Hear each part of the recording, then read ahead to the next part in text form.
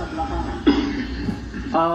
Tidak harus yang mulia, tidak harus. Ya walaupun di dalam putusan MK itu di dalam pertimbangannya ada, tapi itu tidak mengharuskan. Jadi dasar untuk menetapkan seseorang menjadi tersangka itu adalah hanya mendasarkan pada dua alat bukti yang tadi saya sebutkan. Demikian yang mulia. Seseorang dianggap sebagai pelaku ya, pelaku tapi tidak jelas keberadaannya sehingga ditetapkan menjadi DPO. Betul yang mulia. Syarat untuk ditetapkan jadi DPO itu gimana?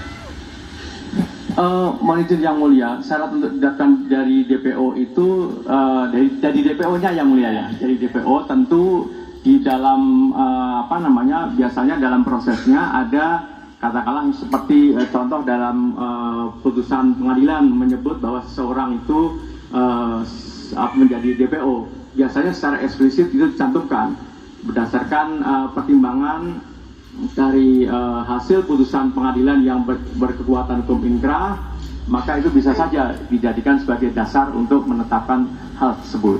Kalau penyidik mau menetapkan DPO, apakah ada syarat-syaratnya? Ya, tentu kan sebelum sampai ke tahapan tersebut yang mulia, maka pasti seseorang yang DPO ini adalah tidak berada dalam kuasaan si penyidik. Sehingga untuk menetapkan seseorang menjadi DPO itu tentu syarat-syaratnya adalah harus dipenuhi. Nah tentu syarat yang tadi saya sampaikan yang mulia, karena pasti seseorang ditetapkan sebagai DPO itu kan pasti dia bisa saja ditetapkan sebagai tersangka. Sehingga apakah terkait dengan DPO yang telah ditetapkan itu perlu ada syarat untuk adanya pemanggilan atau tidak?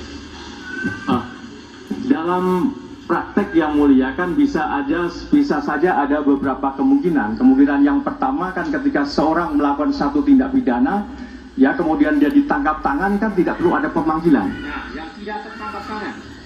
Nah, yang tidak tertangkap tangan tentu berbeda juga dalam prosesnya. Tentu kalau memang tidak tertangkap tangan, deliknya apa yang mulia? Kalau deliknya misalkan delik yang ada laporan terlebih dahulu dan seterusnya, maka biasanya melalui pemanggilan yang sah sebagaimana dimaksud dalam KUHP. Pemanggilan yang sah ya, yang tidak tertangkap tangan seperti itu. Berapa kali pemanggilan yang sah itu? Tentu minimal 2 kali yang mulia. Diatur di mana itu? Izin di KUHP ada yang mulia, pemanggilan yang sah. Di KUHP ada lagi? Ada tentu di peraturan-peraturan teknis yang lainnya yang mulia. Hanya di Perkap. Di Perkap, kemudian di peraturan Jaksa Agung juga ada dan yang lainnya.